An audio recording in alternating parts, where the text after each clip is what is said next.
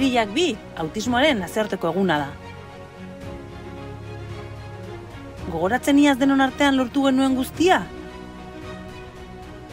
Antzerkiak, bertsoak, egeriketa, lasterketak.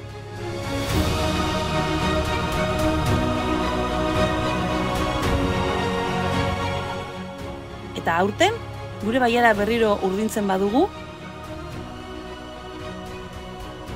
atera ezazu kasoitik iazko zapi edo edozein zapi urdin, eta urdindu ditzagun balkoiak.